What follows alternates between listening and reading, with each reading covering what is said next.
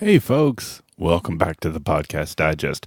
It has been a very, very long time since I've talked to you about a new episode. This is episode 150 of the Podcast Digest. I've given you a few seasonal updates in the past, and this is the first time you've heard from me in 2018. It has been a while, and I do want to apologize. And I want to mention that this has not been planned. I am thrilled to be back with a brand new episode, and as you guys can see from the title, my guest this week is Jonathan Hirsch from his brand new show, Dear Franklin Jones, and Stitcher, which is an amazing show. There's only a couple episodes out at the time of this recording. Episode 3 is actually now live when you're hearing this, and I cannot recommend to all of you to check this show out. Jonathan and I go deep in this conversation about how this came to be a thing, what he's been up to since he was a guest last on the Podcast Digest, all the way back on episode 40, which was May of 2015, if that can give you some perspective about how long this show has been going. And hopefully this will start a new beginning for the Podcast Digest. This is what I'm hoping. A couple things I want to mention before we get to our interview. One is that at this point, I do not expect the Podcast Digest to be back in live as a new weekly show. That is what I did for 2.5 years, and I hope that all of you enjoyed those series of interviews. There is so many great conversations that I was so fortunate to have, and if you are new to the show, you're just dropping in right now, please go back and check out the archives of the Podcast Digest. There were so many great guests, from storytelling to technology, to indies, to just so many wonderful guests that joined me over the years. And that's one of the reasons I've kept the show alive and said it would always come back, is that I've been so proud and so happy with the conversations that I've been able to bring to all of you since 2014, since the fall of 2014. Now, there's been a big break. There has been a big break since I've last come speaking to you, but I do want to bring the show back, and I'm hoping for maybe a monthly release. That is what I want to try to commit to now. Keyword try. And I hope that I'll be able to bring you a new conversation at least once a month here on the Podcast Digest to at least keep the show alive and keep it fresh and keep this wonderful thing we've got going on. And I'm hopeful that I'm going to be able to do that. So stay tuned. And I just wanted to talk about that and address that here up front. But more into this week's show. This week's show is pretty awesome. I was able to talk to an old friend, if you will, Jonathan Hirsch, who was my guest a long time ago. He has had a pretty amazing road in podcasting, from starting things on his own, recording in his room, to now working with a little bit of Stitcher, and being one of the best storytelling shows that I've heard. I mean, Arrivals was that back in 2015, and now to hear Dear Franklin Jones, even in just this the few episodes that are currently live as I record this, it is a pretty amazing show. And I think you guys will feel the same way as well. So I cannot encourage you enough to check out Dear Franklin Jones. I think you guys will really enjoy what you will hear. So, but before I jump into this week's show, I do want to make mention of that, believe it or not, and this has been another thing that I think has sort of blown my mind as well, that even with this big, huge, long break that I've got at this point, my friends at Podbean have agreed to come back as well for this episode, and hopefully for future episodes as well. So let me just take a moment and mention that today's podcast is brought to you by Podbean. They are podcast hosting and monetization. It's the easiest way to start podcasting. If you go to podbean.com/TPD, you'll get a whole bunch more information, and you'll get your first month for free if you go to podbean.com/TPD. So my thanks to them. I'll tell you more about them a little bit later as well. So my thanks to Podbean for coming back and joining me after this big, huge, long hiatus. So, but without further ado, I think it's time to go ahead and get to our conversation for episode 150 of the Podcast Digest. Again, I cannot thank you all enough for tuning in, for staying subscribed, for telling a friend, for leaving Apple Podcast reviews or Google Play reviews or talking about it on social media. It humbles me all the time to still see that people are listening and checking out the show. So let's get to my conversation with Jonathan Hirsch from Dear Franklin Jones.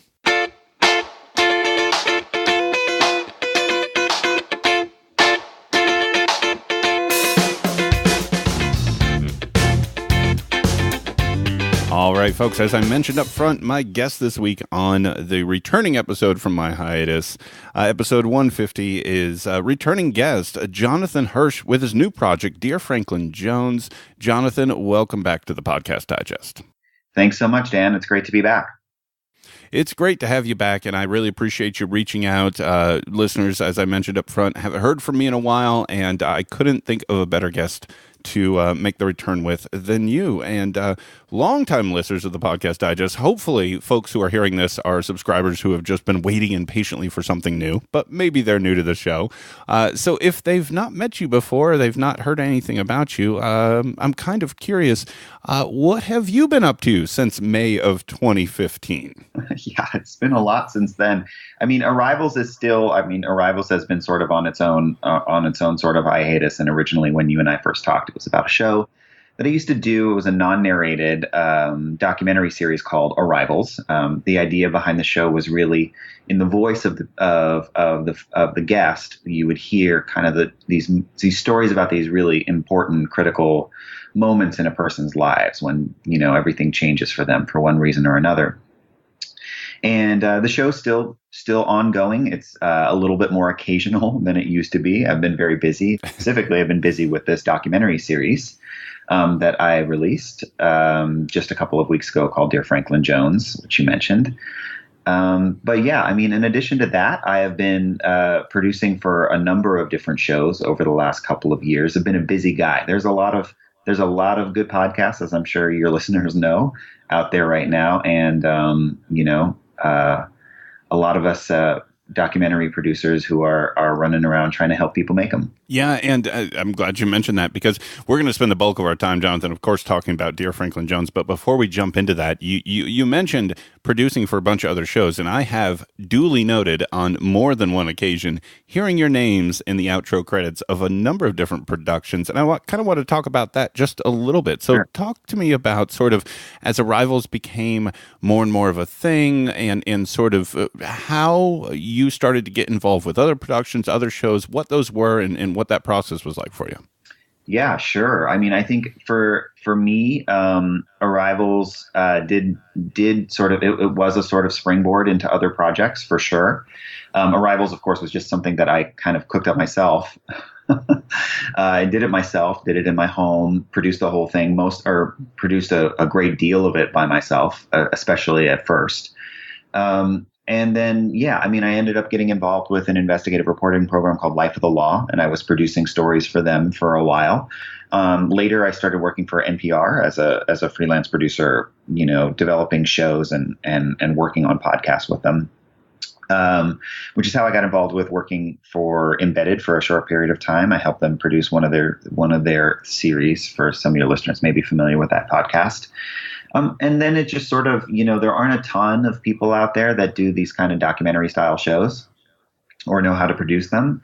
So it just became something that I fell in kind of naturally into. I did a series last year with a terrific reporter and writer, journalist, Alexis Madrigal, called Containers.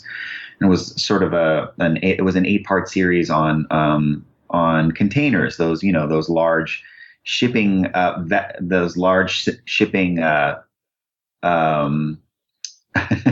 no better word than containers for them, but yeah. We sort of used the the method of transport as a way to look at larger global issues around trade and around how materials make their way across the world. Alexis is a fantastic reporter and journalist, and I worked with him to make that show for Fusion last year. I could go on. I've worked for a ton of different projects. We launched a show, a documentary series about the environment and sort of like the choices that people make about their lives in light of how the climate and the world has changed over the past couple of decades. That show was called Terrestrial, and it was had I think about a 2-season run with KUOW in Seattle. So I was hard at work on that show. And then you'll hear me every once in a while in different other projects as they come up. How does one go from producing a show in their bedroom to be effectively, sort of using a Hollywood term, being like a working actor? You were a working producer. I mean, Embedded was one where I know that I heard your name every single week on that season. I believe I heard Containers that got put into the feed of some other show somewhere. Oh, yeah. You may know. % Invisible. I think they did. There you go. Yeah. That's where I heard it with Roman. Yeah. So I remember hearing that. And I'm just wondering, this must have been amazing. I mean, for you were a true indie. You did the collective with the Herd, and you had your own thing. And then all of a sudden, you're getting all these calls and emails to contribute your talents. How does that happen? Yeah, I mean, that's a great question. I'm not exactly sure how. I do know that perhaps the one characteristic that I hold fast to in my career is that I continue to work. I remember, and not to say that other people aren't working, but I guess what I mean by that is I'm always looking forward to the next project. I remember this one moment I had when I first started working in radio where it became so clear to me that the people who stayed, who had long, healthy careers as producers were people who, at least the ones that I had met, were very focused. Were focused on making things. And I know it sounds kind of like maybe this is a cheap oversimplification, but I'm one of those people that likes to make things. So the second one thing is done, I'm thinking about the next thing. It's a habit. And when you apply that sort of ethic to the work that we're doing in podcasting, you see a lot of opportunity to tell stories that haven't been told, either specifically in terms of the topics or in the way that they're told. And those are the two things I think producers concern themselves with the most, right? Like, how is a story being told? Like, what's the format? Is there something new in the way that we can tell the story? And also what hasn't been told, what kinds of stories haven't been told. And there's still so many scenarios that haven't really been explored yet in radio. I feel like Dear Franklin Jones touches on some of those things.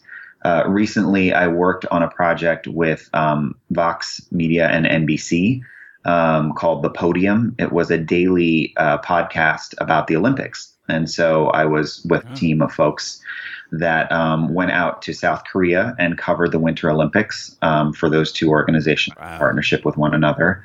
And one of the reasons I was attracted to working on the project when it was presented to me was nobody had done something like that before, as far as I could tell. I hadn't ever heard of a packaged kind of short run series that kind of got really dug really deep into a particular event or, a series of events.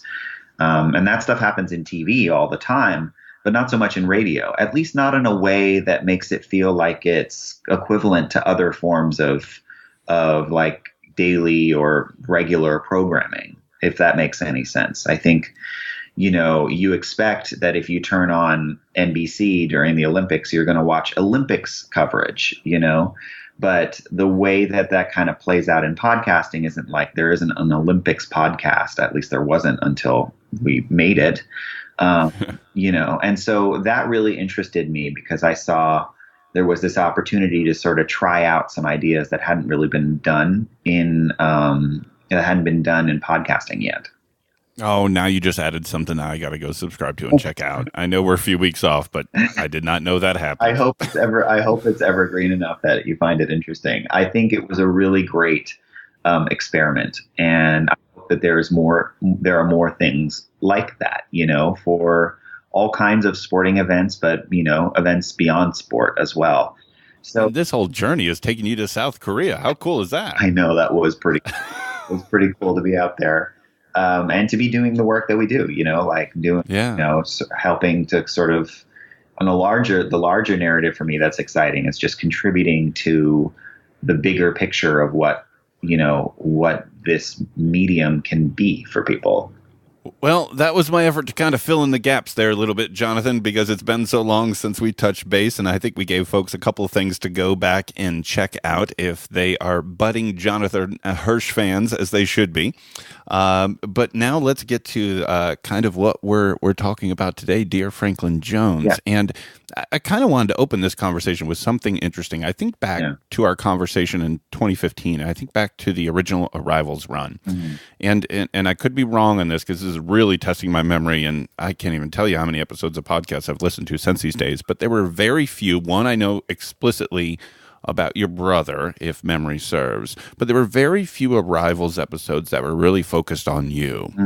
But when we switch over and look at Dear Franklin Jones, there couldn't be a more personal focused show or topic than what you've come to here. So I'm kind of curious. Yeah. Where did this idea start in your head, in your mind? Was it something always there, or talk about the original gestation of this idea? Yeah, sure. I mean, it was always in my mind that I would tell this story.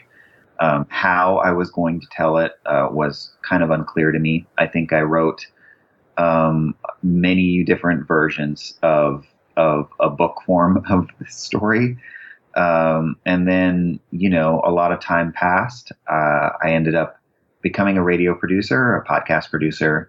And over time, it became clear that the skill set that I had developed in my particular field was well suited to tell this story that was kind of always in the back of my mind. I guess you could call it my Arrival story in a certain way. It definitely resonates, I think, with the kinds of stories we tried to tell in Arrivals. And yeah, I mean, it was always sort of in the back of my mind that there had to be some way to do this particular story. And I wasn't sure what that would be. I didn't know if it was a fictional story or a documentary proper or a memoir. And, interestingly, I think in some ways, at least the documentary and the memoir part of it are evident in this particular version of of what became Dear Franklin Jones, and sort of getting back to what we were talking about a moment ago about how there are these pockets within podcasting, which is, I think, what makes people so excited about the medium still and why it is still growing, is that there are all these things that kind of haven't really been done yet, or you can experiment with different ideas that haven't really been fleshed out yet. And one of those, it occurred to me along the way, was sort of just like, was kind of like memoir, I guess is the best way I can describe it. There are certainly no shortage of personal narratives in podcasting that are out there that you can hear. But I did notice that there weren't so many kind of first-person life stories that had been told in this longer way, in the way that you would experience a memoir, that felt more like experiencing a memoir than, say, a documentary.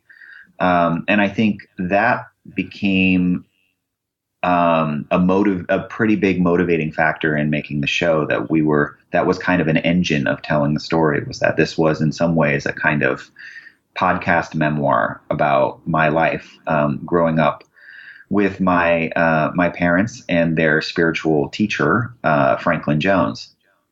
And so I think early versions of the show kind of grasped at more documentary style approaches to telling the story of my life and of Franklin Jones.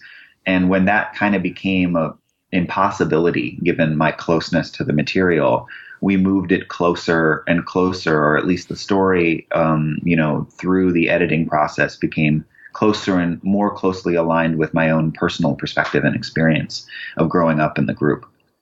Oh, and I think that was a tremendous decision, to be honest with you, because I think there's a connection there. Hey, folks, let me interrupt this conversation just for a quick moment and tell you about this week's show sponsor, which is Podbean. Podbean, podcast hosting and monetization. It's the easiest way to start podcasting, folks. Honestly, they're going to give you all kinds of great stuff. When you decide to start your podcast with Podbean, you're going to get a website just like a blog. You can customize the whole mess out of it, customizable themes and colors. It could integrate into your own website already, though. If you've got a site already, the full-blown RSS, iTunes, Apple Podcast support. You could even import and redirect it. It has full support for migration if you're currently with a different host. You'll become part of their online directory, and they could promote you on their homepage, which is huge for new podcasts. You're going to get all the comprehensive podcast stats that you ever wanted are right there with Podbean. And also, you're going to get full-blown integrated monetization tools. Okay, you can designate episodes as premium content. They have a full advertising platform where literally just by being a part of Podbean, you're going to get these emails. I know because I get them that says, hey, there's a new advertising opportunity and maybe that's a fit for your show and maybe they would love to reach your audience. And all of a sudden you're making money from your podcast. And a full-blown patron program if you want to reach out directly to your listeners for support. Easy social sharing, folks. Promotion, repurposing of content. You can auto share to YouTube, Facebook, Twitter, Tumblr, WordPress. It's all right there. So if you've got a WordPress website, Podbean's something that needs to be on your list to look into. They have been wonderful partners with the Podcast Digest. They offer a tremendous product, and I cannot encourage you folks to check out Podbean enough. In fact, if you go to podbean.com/TPD for the Podcast Digest, you're going to get more info and you're going to get your first month for free. You've got nothing to lose. Check out Podbean if you're thinking about starting a show or you're looking for a new home for your show. My thanks to Podbean for supporting the Podcast Digest. I think the gist of my question, though, Jonathan, and what I really wonder about is that it seems in so much of your work to date, you and your personal feelings, perspectives, attitudes have not always been front and center, and it couldn't be more front and center with this. Was there hesitation, fear, worry on reception? What'd you go through mentally on that? Oh, my gosh, a lot. I mean, I should say, too, that, if I look back at what Arrivals was in the beginning, it was a platform for other people's voices for sure. It was non-narrated, so I really wasn't in the stories. And I would say that part of that, I don't want to undersell how much that decision was made on my own sort of lack of confidence about the kinds of work that I was doing. In other words, like I was not completely confident in voicing my own pieces. So, when I made that decision to do Arrivals, it was very, very much in the beginning of my career as a radio producer. And it seemed like this opportunity to create these rich narratives without necessarily having to be the person behind the story. That's part of it. But then another part that I think is what you're getting at, which is if there was a story that I had to tell, it would be this. And telling this story has not been easy. And I definitely have, I approached it with a great deal of anxiety and worry about what exactly I was exposing myself to.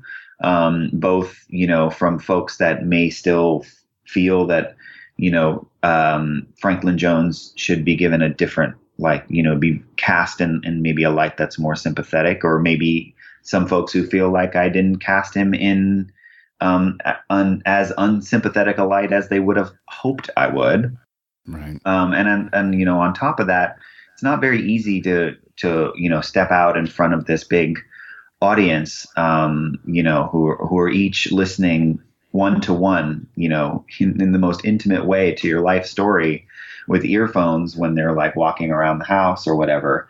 It's not so easy to just come forward and say, well, hey, I was raised in this group that a lot of people think is a cult. And, for a long time, not just my parents and the people around me, but I too ascribed to a great deal of the things that this individual espoused. So to make that kind of public declaration comes with a lot of baggage, for sure. I was very nervous about it. And I am deeply grateful for my production team that supported me through the whole process. My producer, Ashley Cleek, and my editor, Annie Aviles, and the folks at Stitcher who also supported the project.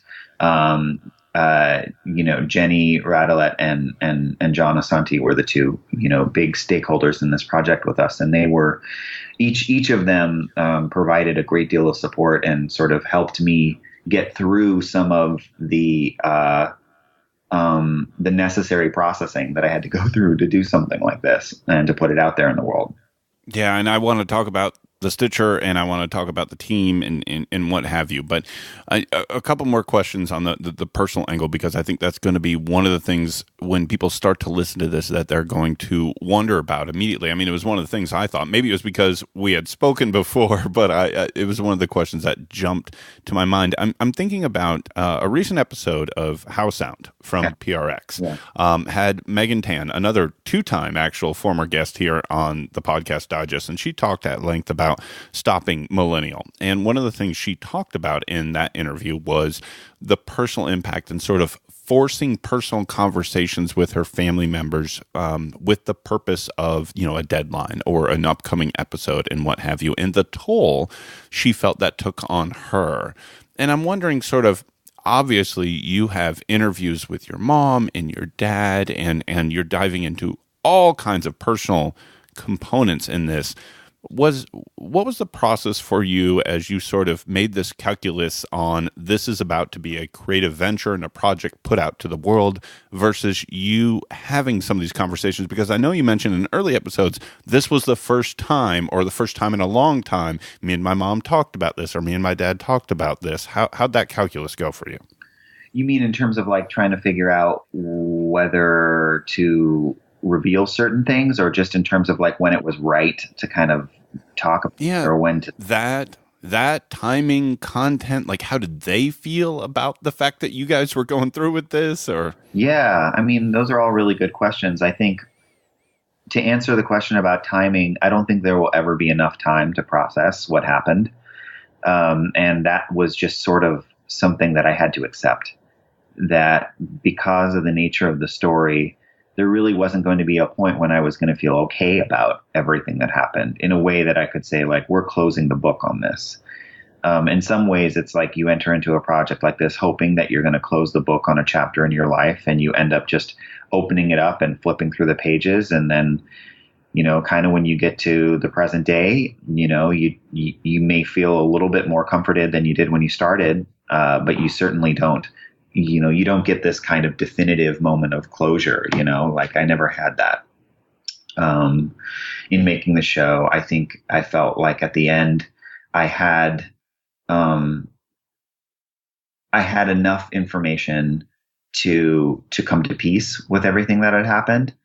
But I didn't feel like we could ever close the door. And I think that's important in terms of how the show is made, that there has to come a point when you stop looking. We couldn't spend 5 years making this show. Right. And so, there's a discomfort there. And I relied very heavily on my team to kind of remind me of when we had turned a corner and accepting that. Because I could just dig into the details of any of these stories that we tell in the series and unearth all this other stuff. And we could go down a rabbit hole in one direction or another, and it could make it easy. You could spend your whole life doing that. And in some senses, in some series, it makes a lot of sense to keep investigating because there's so many questions that are unanswered. But I felt like with each corner that we turned, we came to sort of an acceptable place to stop, I guess you could say. And I just kind of tried to I tried to find comfort in that. So I know, I know Megan, she's great. Like, and I completely relate to her sense of like, feeling that, the pressure under which one, like, the kind of, I mean, I don't know the context of the conversation that she had with Rob, but like, I know that there's a pressure to deliver, and sometimes documentary takes time, and, you don't always have the opportunity to let these stories breathe. But then also there's kind of a time when you need to be like, all right, enough is like, I think we've gotten to a good place, and I'm just going to have to accept that that's where we land. Gotcha. Yeah. Well, let me flip it a little bit from the deeply personal and the emotional side of conversations, a little bit to the business, because I mentioned a little earlier that when we last spoke, it was Arrivals, and what was funny was I listened back to this conversation, and folks, I'm going to put a link in the show notes to episode 40 if you want to hear kind of the origin story, if you will, of Jonathan and my conversation from May of 2015. Yeah. It was actually a few days before the launch of The Herd, the collective Arrivals began as a part of way back when.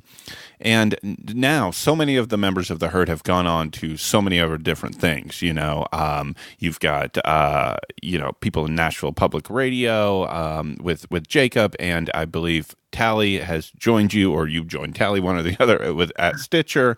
And there's so many different things going on, and so many folks have gone on to bigger and better. And I'm kind of wondering now, with all that you've done, you mentioned a few of the things in our first part of the conversation since Arrivals. How did Stitcher come into play with Dear Franklin Jones? Yeah, it's a really great question. I think it just felt like the right time to tell a story like this. I think it had always, like I said, it had always been in the back of my mind. And I had seen a number of serialized shows out there in the world. Most of them were true crime or in procedural kind of investigative serial style shows. So, as we all know, when Serial came out, there was a big push to kind of replicate stories that had that kind of success. So, unsurprisingly, there were a ton of kind of true crime investigative stories. And I was just like any other podcast listener. I was excited for all of them. And I also was excited for this opportunity to possibly tell stories that took a longer time to unravel, stories that gave us that excitement and engagement that we feel with a television series that has, 8 or 10 or 12 episodes. And so when shows like Serial started to come out and S-Town, I was excited at the prospect that there'd be more projects like that where, you could dig in for a week or 2 weeks and you would just listen to all of them back to back and just, kind of be able to live in the world of that story for a while. And not to interrupt you, Jonathan, but did you have this Franklin Jones story in the back of your mind as those shows were coming out, thinking, I might have something to contribute to this genre? It didn't actually occur to me at first until around the time that Missing Richard Simmons was so successful. Yes. And, and incidentally, Stitcher played a part in the success of that show. Right. Distributed it. Yeah. And, but what, irrespective of that, I think what interested me about it is that it seemed to me for the first time that one of these serialized kind of long form documentary shows had been a hit that wasn't about some kind of true crime, or wasn't like a production of a really big company like, season 2 of Serial wasn't really true crime, but it was, it was This American Life that was supporting it. And so I think people would naturally engage both because of the success of Serial and also just because the success of This American Life and the visibility of that show. And all the amazing, incredible work that they laid the groundwork for all of us podcasters to do, but it seemed to me that this was the first time that a show like this kind of came out of nowhere. And I was like, oh, wow, maybe maybe there's a window right now where people are interested enough in podcasting and interested enough in these kind of longer stories that I could tell, the story of my childhood and my life in this group in this form. And it was really not a fully formed idea initially. I had been doing some freelance work for Stitcher on projects, and maybe I have an idea for a show that you guys might be interested in. She was like, cool. Well, the timing's right. We're kind of looking, now would be a good time to pitch a show. It just worked out logistically for them. And so I did. And, I had, I guess you could say, sort of like a 1-page pitch and a ton of stories. And so I walked in there and talked to Jenny about my life, which was a very interesting kind of way to pitch a story, because it's almost, simultaneously a pitch and a confessional.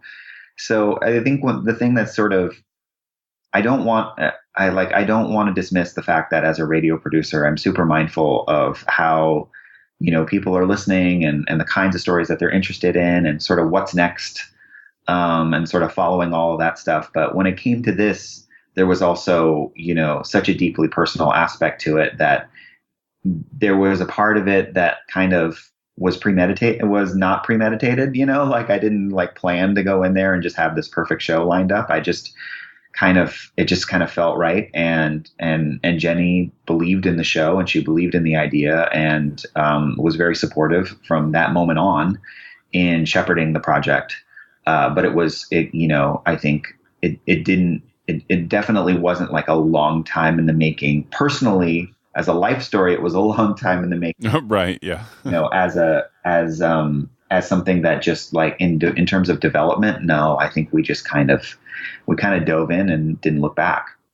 So production began approximately when? Oh man, I want to say it was maybe June of last year. Oh yeah, that's not nearly as long as I thought it would have been. Yeah.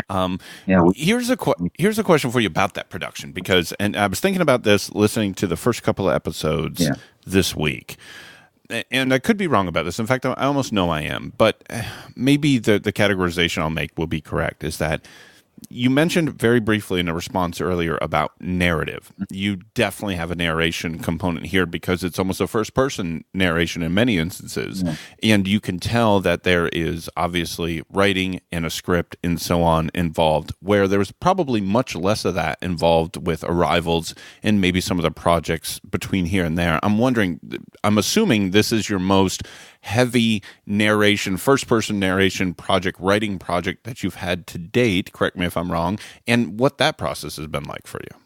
Yeah, I mean, it's definitely the most intensive. Since we've last talked, I definitely have done, a variety of sort of scripting and writing-driven projects in radio, specifically as a reporter. So, I've produced some long-form features that I voiced for that environmental show I was telling you about earlier, Terrestrial, and also for Latino USA. I went out to West Texas a few times and produced stories for a local state or a statewide news project out of Texas Public Radio, or called the Texas Standard. So I'd had some experience over the past couple of years reporting stories and being on the ground and writing, writing reported features around, around interviews and such. But yeah, this was definitely of a whole nother category. I mean, this is, 90 some odd pages of script that's been written and rewritten 20 times. So, right. It's a lot. It's a lot. So here's a question for you, and I don't want to bump against controversy here, and I'm sure there isn't one, but I want to ask the question again, because I think listeners are wondering this.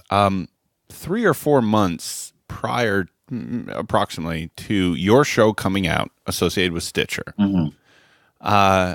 Glenn Washington and Heaven's Gate came out. And I'm wondering what that felt like to you. Well, I will say that Heaven's Gate and Dear Franklin Jones, for those who might not be familiar, are both products of Stitcher.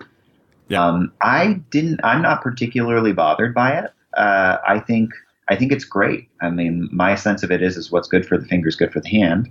So if people are, if there's like, here's an example. So yesterday, somebody on Twitter reposted, somebody on Twitter yesterday reposted a link to this new docuseries that Netflix is putting out about this controversial Indian guru named Bhagwan Sri Rajneesh, also known as Osho.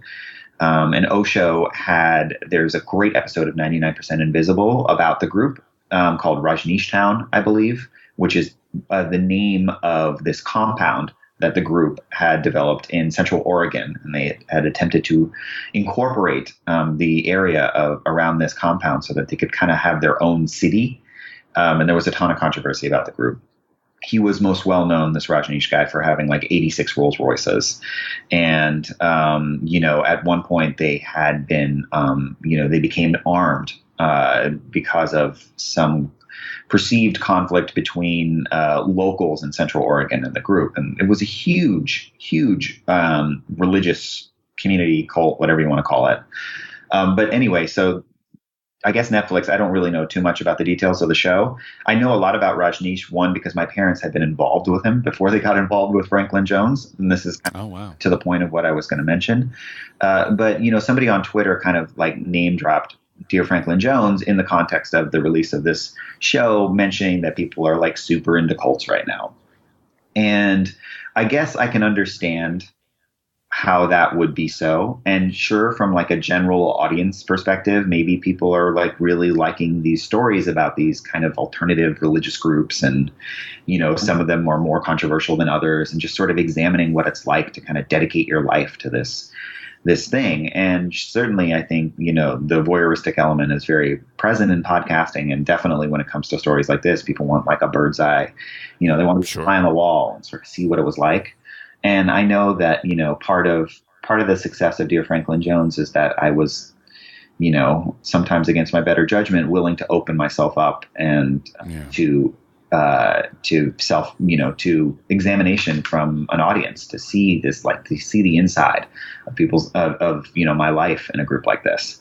All of that is understandable, but I don't think it answers the fundamental question of why a show like Franklin Jones would exist. And this is why I would define it as different than something like Heaven's Gate. And I think the reason I define it as different is like, this is my sort of personal experience with growing up in the group. And that, despite the fact also, the fact that Franklin Jones's group and Heaven's Gate couldn't be more different than each other in terms of what they believed, what happened ultimately.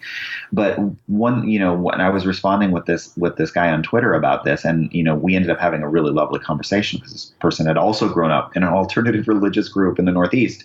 And I think, what came out of that conversation for me was that I believe that one of the reasons these stories are emerging now is not just because maybe there's a trend, but because the folks that grew up with a generation of people who were seeking some kind of spiritual alternative, who were, tuning out, dropping in and, going to India to meet gurus and, taking acid or whatever the access point was for a lot of people to kind of seek for alternative forms of spirituality. All of that stuff was happening in the late 60s and early 70s. And there was definitely this vibrant culture of kind of like spiritual experimentation that my parents lived through and were, very much a part of. Who they considered themselves seekers. They considered themselves spiritual, but not religious. Like they weren't affiliated with, like a church or anything like that. They were looking for something different for themselves. I think all of that generation of seekers, their kids have grown up and they're at a point when they can reflect on what happened. Right. So I think part of why some of these stories are emerging now is because enough time has transpired where one can reflect on those things. I know that was certainly the case for me. So the sort of timing of it is purely accidental. And I think, I give a lot of credit to Stitcher that they, as an organization and the people I work with there who saw this show as something unique and distinct and were committed to it regardless of what, whether there's another show about a controversial religious group that would be coming out roughly the same timeline. They were like, no, we're going to do this, No, exactly. And that's, I think, the amazing thing that Stitcher saw both stories and said, no, these are both, I don't know, worthy is the right word, both. Folks will be interested in hearing both of these tales, from two completely different perspectives on two completely different topics. But I think the lay listener, if you will, may say, oh, another one about, Glenn Washington, the super high profile guy, and Hepperman, star producer. So there were a lot of there was a great cast. It was all set up. And then I showed up at, Jenny's office in Hollywood and I pitched her this idea and she was like, let's do it. All the more credit to Stitcher on that front. I mean, honestly, the fact that I'm wrong means that, hey, that's a true vouching, if you will, for what you're doing. That's awesome. That's cool. Yeah. It meant a lot to me that, I obviously, nobody wants to feel like there's competition or that your show is being measured up against another one. And certainly a lot of people out there are drawing these comparisons, or they'll say I really liked Heaven's Gate, and then I heard the show Dear Franklin Jones. What I do appreciate is that there hasn't been a ton of critical comparison to the two. Right. Because I don't want to have to go out there and publicly defend the show against those kinds of comparisons because they couldn't. Because also I just don't want to I appreciate what they did with Heaven's Gate, but they're totally different styles of shows, Well, I think there's a bonus episode waiting here, which is you and Glenn for an hour, posted as a bonus to both the feeds, talking about this whole thing. Yeah. Hey, I'll have to tell Jenny that. I'm sure she would really like that. Oh, and I think everybody and their brother would dig that because, quite frankly, I think honestly, if you're into this topic matter, let's say, then you may want to know about the other one. You know what I mean? I think a synergy conversation here is more interesting than a rivalry conversation. Yeah. And that's, I think that's the thing here, right? Here's one perspective, here's another perspective, two different experiences, et cetera, et cetera, et cetera. Yeah. And I wonder if there is, we've, of course, the team has talked a lot about this since the release and the success of the show. If there's some kind of room in the podcast sphere to kind of dig a little bit deeper on these cult issues. I know there's a couple of shows out there that kind of do it, Cultish was supposed to be that, but it was pretty focused on Children of God. And then there was Cults, which I haven't really listened to, but that's really not in my wheelhouse. It doesn't really seem like documentary to me. It seems more just kind of like a scripted. Yeah, I haven't heard that one. Yeah, I don't really know what to call that. So maybe there is, there's certainly no shortage of interest from listeners. I think turn the risky thing into a benefit. That's what I would say, right? Are we competing? No, let's just, open arms, synergy, both of us, trade audiences, et cetera, et cetera, et cetera. Okay, Jonathan, let's see here. A couple other topics I wanted to talk to you about here. One is, let's see here. We talked a little bit about the idea of you bringing this story to the fore. And one of the things I wonder either one, the role it played, or what your thought process was on how you would deal with it was there was apparently shoeboxes and shoeboxes full of cassette tapes of Franklin Jones himself. And I'm wondering, as an audio producer, how you approach that in the production of the show. You mean how would we use them, or how would we? Yeah, I mean, you probably had 80 hours or more of tape here, and how did you even begin the process of obviously some of this was going to be included, but what was that process like for you? Well, I think when initially the project started as a if I were approaching it like a more formal documentary, I think the the mountain of tape would seem probably a little bit more frightening than it was. And what I mean by that, and I don't mean that we cut corners on the time that we spent. What I mean specifically is as the story became increasingly more about my experience and interaction with this material, a great deal of it is stuff that's in my head. It's a weird feeling to be the reporter and the source for your own story. It's a very interesting experience. And so a lot of the time we would be moving through the timeline of the story, and there would be these natural places where specific talks, specific, cuts of tape would come to me, and I would be, talking with my producer, talking through everything that happened. And I'd be like, oh yeah, that reminds me of this one time that Franklin Jones said this. And so we would oftentimes draw upon those very personal focused, moments. So it became a little bit less, overwhelming to wade through this mountain of tape, because at each turn there was a personal connection I had to one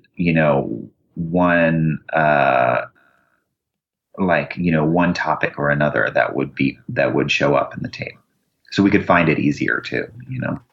So you had a lot of this committed to memory, more or less? Yeah, definitely. Yeah, no, that's amazing. Yeah, and not like whole passages, but I'd be like, oh, right. Remember him talking about this here? I remember. And so we would just go looking for that. This is such an amazing story to me, and folks who are listening right now, there are two episodes out of a 7-episode run. Yes, yeah, and you can actually listen to all of them now if you want to on Stitcher Premium. So Stitcher has sort of, I guess you could call like a paywall premium site where you can, if you subscribe, you can listen to some of their original work both early, and then there's stuff on there that you won't find anywhere else.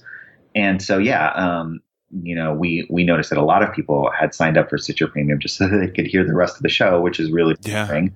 So you can listen to all 7 of them now. Episode 3 or chapter 3 comes out tomorrow as a release. It'll be out now for folks that are listening right now. So episode 3 is out. I haven't heard it yet, folks. Why don't you tweet at both Jonathan and myself and let me know what you think? Yeah. But last question does involve Stitcher, because I want to know, just from you personally, as a creator, as a producer, as a storyteller yourself, before you even reached out to me, Jonathan, I had heard promotions for Dear Franklin Jones before an episode of Mark reading the copy, right? I heard an episode with LeVar Burton reading the promotion of your episode, and I'm sure that is only the tip of the iceberg. This has been obviously a fully supported product by Stitcher, and I'm just wondering, for yourself, how does that feel, man? It feels great. It feels really, the other day there was like a promo that Mark Maron, did on his show, and I was like, this is so funny.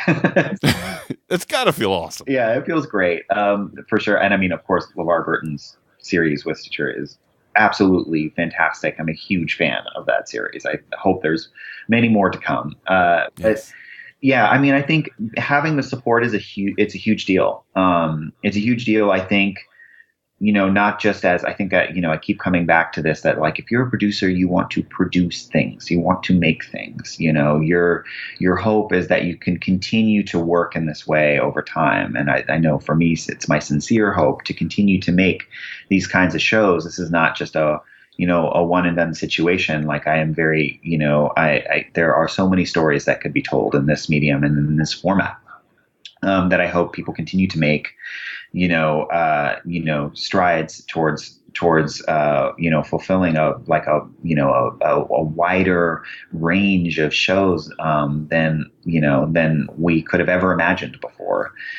So having the support of a company like Stitcher to make a show like this, to feel that you can roll up your sleeves and dive into the story and not be distracted by a lot of the other things that are necessary components of sort of making the product of a show, but that really do distract from the creative aspect of a show, is tremendously relieving. It's tremendously relieving as a creator. I think when I started making Arrivals, it was something that never had the burden of needing that form of success. So any success that we had was gravy. It was this great sort of accident that anybody was listening to the show at all. But its primary purpose always for me was a kind of creative laboratory where I could try out ideas and tell these stories that mattered to me. So whether or not they were, heard by 1,000 people or 100,000 or 1 million, it didn't really matter. And I think when you're making a show like this, the stakes are higher. We certainly do want a large audience to hear it, but I never felt along the way that my ability to tell a story in an honest, earnest, genuine way was distracted by the existence of those things, the existence of those goals. So it was really relieving, and I hope they continue to, not just support projects that I do, but support projects that other creators are doing, and that, there continues to be this growth in the industry that allows for these kinds of stories to come, to arrive at people's doorstep, all 7 of them, all at once or every week, however you want to listen. Yeah. I, for one, am happy they chose to give this level of promotion, because I've listened to the first few episodes. I can't wait for 3 coming out, which, folks, is already out now. If you're not already subscribed to Dear Franklin Jones, please do so. But I just cannot be more thrilled for you, Jonathan, looking back at our conversation almost 3 years ago now and looking at where you are today when you talk about NBC Olympics and then you devolve into this amazingly personal story that is being promoted throughout the podosphere. And I know that it has tapped into the top 20 in the iTunes charts or Apple Podcast charts nowadays. That is amazing and so well deserved. And I cannot be any more happier for you. And folks, I cannot encourage you any more than I already am to subscribe to Dear Franklin Jones. And Jonathan, will you take a moment and tell them how to do that, or maybe how to check you out on social media? Yeah, for sure. Yeah. If you have any questions or thoughts about the show, please do reach out to me. My Twitter handle is Jonathan I. Hirsch. My Twitter handle is Jonathan I. Hirsch, Jonathan Hirsch. You can also just use the hashtag Dear Franklin Jones, and we will find you. And if you have any questions, I would love to hear from you. You can find us online at dearfranklinjones.com or through Stitcher Premium. Or on Apple Podcasts. So really, wherever you find podcasts or wherever you want to go to reach us, you can. If you want to listen to all the episodes now, like I said, they're on Stitcher Premium. All right, let's do it right, Jonathan. There's a promo code, right, for folks on Stitcher Premium right now in March of 2018. What can they do? There is. It's Jones. So if you use the promo code Jones, you get a month free of Stitcher Premium, and you can check out our show and check out all the other cool stuff they have out there. Awesome. Glad we got that in. Yeah. The bosses will be happy. Yes. Jonathan Hirsch, thank you so much for joining me once again here on the Podcast Digest. Thank you so much. I can't thank you enough. I really, really enjoyed catching up with you. And folks, that'll do it for this week's episode of the Podcast Digest. I keep saying this week out of habit. Probably this month's. So my goal is to release monthly new episodes of the Podcast Digest, as I mentioned at the beginning. But, there may be a surprise here or there. So stay subscribed. Tell a friend, tell a super friend of podcasts to go back and check out our back catalog. So many great interviews, especially now as time goes on and you hear some of these folks, kind of like Jonathan Hirsch, who have gone on to bigger and better projects, and to hear where sort of they started. I mentioned during my conversation with Jonathan, Megan Tan in Millennial, and her conversation on House Sound with the ending of Millennial. Well, I had 2 interviews with Megan, and they are so interesting now to go back and listen to those conversations in light of what has happened now with Millennial, with it coming to a close. So there's all kinds of great things in the back archive, so please check them out. Before we go, one last time, let me give a quick thanks out to Podbean. This show is brought to you by Podbean. They are podcast hosting and monetization. Don't forget, go to podbean.com/TPD and you'll get your first month for free. My thanks to them for supporting the show, and my thanks to you for supporting the Podcast Digest. We are on Patreon, and my thanks to all those supporters who have stuck through this hiatus. It blows my mind that you're willing to do that, and I'm trying really hard to reward your loyalty with more new shows as we go forward. So thank you, thank you, thank you. Links in the show notes to all of it, to the Podbean, to the Patreon, to Jonathan's previous show, Arrivals, all of it right here on the Podcast Digest. If you like it, tell a friend, share it on social media, and until next time, folks, my name is Dan Lizette for the Podcast Digest. Thank you for listening to the Podcast Digest. You can follow the show on Twitter at PodDigest. Like the show on Facebook at facebook.com/the Podcast Digest. Email the show feedback at thepodcastdigest@gmail.com. And you can find all the previous episodes and exclusive blog entries at the show's website, thepodcastdigest.info.